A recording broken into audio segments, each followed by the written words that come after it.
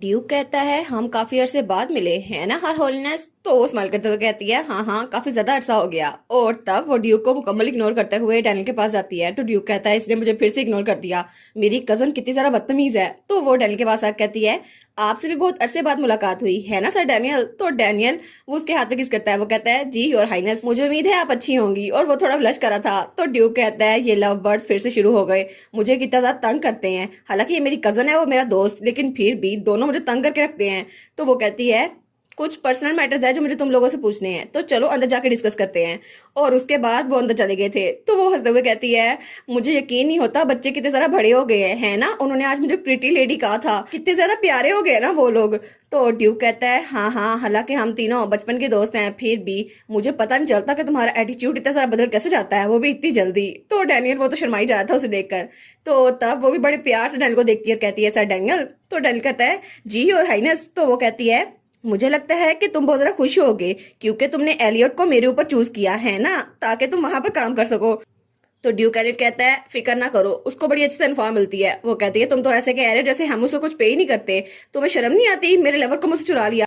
तो एलियट कहता है हाँ वैसे भी मेरे पास कोई चॉइस नहीं थी ड्यूक के हाउस होल्ड का हेड बनने के अलावा, इसलिए वो मेरे साथ था। और अगर चीजें वैसी होती जैसे हमने प्लान की थी तो शायद वो होली नाइट में रहता तुम्हें प्रोटेक्ट करने के लिए पूरी जिंदगी। वो कहती है हाँ हाँ ये बात तो मुझे पता है, वैसे भी तुमने मेरा इकलौता लवर मुझसे चुरा लिया है, अब मैं तुम्हें कुछ और तो कह नहीं सकती। तो तब वो कहती है लेकिन बाय द वे मैंने उस विकेट विच हेजल के बारे में सुना था, मैंने उसके बारे में रूमर सुनी थी कि तुमने उसे नैनी के तौर पे ले लिया है, क्या ये सच है।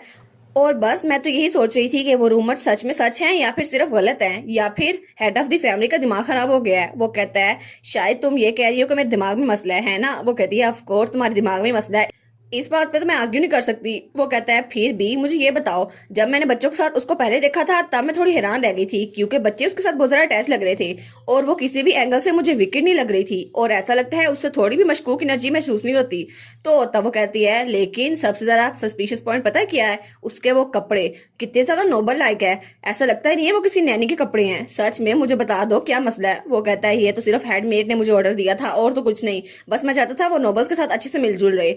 वैसे तुम्हें बताना चाहता हूँ मेरे छोटे बहन भाई वो मेरे साथ पेरिस का बैंक्वेट अटेंड करने वाले हैं। वो कहती है क्या वो दोनों भी, लेकिन सच में ये अच्छा आइडिया होगा। तो ड्यूक अपना चाय का कप रखते हुए कहता है अगर तुम इस बारे में सोचो तो सबसे ज्यादा सेफ जगह पैलेस ही है, वैसे भी तुम भी हमारे साथ होगी जिसके पास अच्छी हीलिंग एबिलिटीज है, तो कोई भी इस सूरत में उनपे असैसिनेशन अटेम्प्ट करना क्यों चाहेगा, ये तो बहुत बेवकूफाना हरकत होगी। वो कहती है हाँ हाँ मुझे पता तो है, लेकिन मेरा मतलब था कि अब बच्चे सच में ठीक रहेंगे वहां पे जो खाना होगा। वो कहता है अच्छा तुम्हारा ये मतलब है।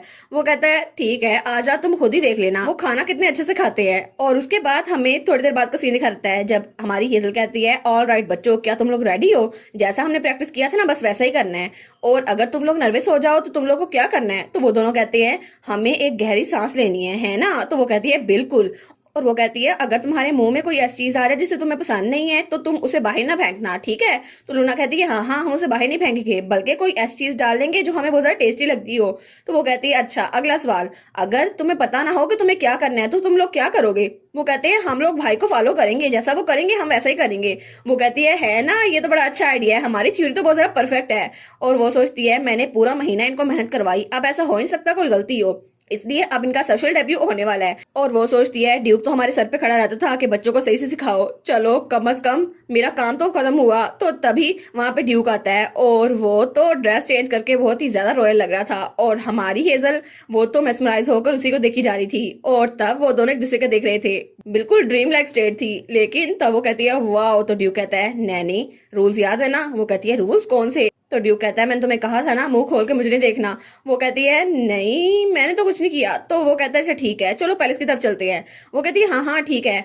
और उसके बाद वो लोग पहले से पहुंच चुके थे तो तब वो बच्चों के पीछे खड़ी थी। वो कहती है अच्छा तो ये है इंपीरियल पैलेस बैंक्वेट हॉल, यहाँ पर खाना खाया जाने वाला है। और वो सोचती है मुझे तो बच्चों के पीछे उनके नैनी के तौर पर खड़े होने की इजाजत मिल गई थी, लेकिन क्या एम्पर सच में आना भी वाला है या फिर नहीं।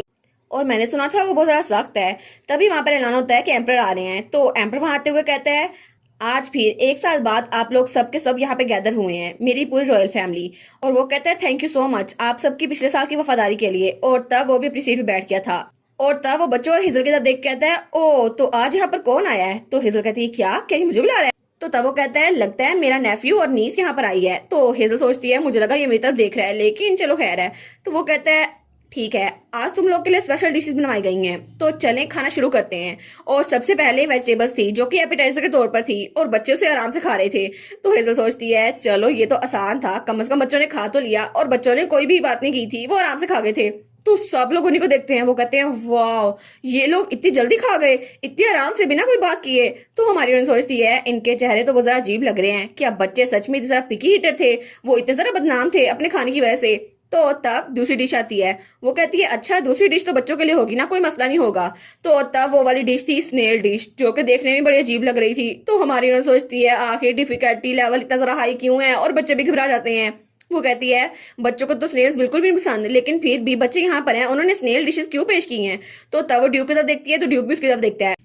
और तब उसे याद आता है जब ड्यूक ने कहा था अगर कोई ऐसी डिश आए जिसकी वजह से बच्चों को खाना मुश्किल हो, तो वो कहती है नहीं नहीं फिक्र ना करें, आजकल बच्चे हर चीज खा रहे हैं, वैसे भी कोई इशू नहीं होगा। वो कहता है लेकिन फिर भी अगर कोई इशू हुआ तो मैं चाहता हूँ कि तुम उनकी हेल्प करो। तो बच्चों को पीछे से कहती है अभी के लिए हम लोग प्लान के साथ चलने वाले हैं, ठीक है। बच्चे कहते हैं ठीक है, और तब वो स्नेल अपने फोर्क में भरते हैं और तब वो खाना शुरू करते हैं। तो हमारी हीरोइन मैजिक यूज करती है और तब वो सॉसेज में बदल जाते हैं और लूका वो सॉसेज खा लेता है। वो कहती है देखा मेरा स्विचिंग मैजिक सक्सेसफुल हो गया।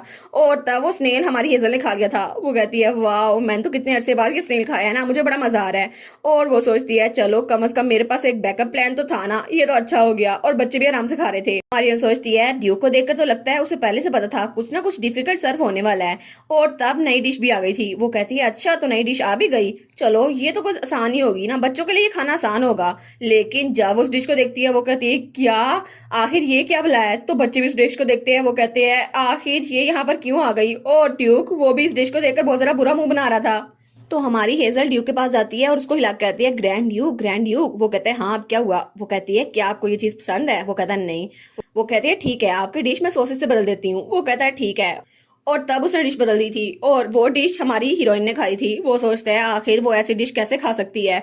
तो हमारी हीरोइन सोचती है ये तो मेरी फेवरेट डिश हुआ करती थी ना, मुझे लगता है मैंने जैकपॉट हिट किया है और कितना अरसा हो गया ना मैंने ये डिश खाई है। वो सोचती है इस डिश को खा के तो बड़ा मजा आ गया, अगर यहाँ पे गार्लिक और ग्रीन ऑनियन किमची होती फिर तो मजा आ रहा, और इसके साथ सोजू की एक बोतल। लेकिन तभी कोई कहता है ओ माय गिराल्ड, तुमने अपना खाना नहीं खाया, उसको बाहर फेंक दिया। और सब लोग क्राउन प्रिंस की तरफ देख रहे थे, सबकी नजरें उसकी तरफ ही थी। तो वो घबराते हुए कहते हैं वो असल में ये तो तब हमारी हीरोइन की तरफ देखती है तो सबके चेहरे बहुत ज्यादा अजीब लग रहे थे और सब लोग बहुत ज्यादा तीखी नजरों से एक दूसरे की तरफ देख रहे थे। और तब गेराल्ड उसने बुरा सा मुंह बनाया हुआ था। हमारी हीरोइन सोचती है क्या ये एटमोस्फेयर, मुझे ऐसा लगता है कि कहीं ये पूरी की पूरी रॉयल फैमिली ये विलन्स तो नहीं।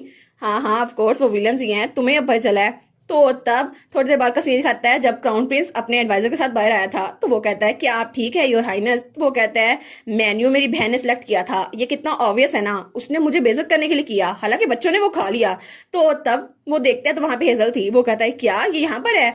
तो हमारी हीरोइन सोचती है मैं तो थोड़ी देर सांस लेने के लिए बाहर आई थी, लेकिन मुझे नहीं पता था मैं क्राउन प्रिंस से टकरा जाऊंगी। तो क्राउन प्रिंस कहता है तुम जरूर विच होगी है ना हेजल।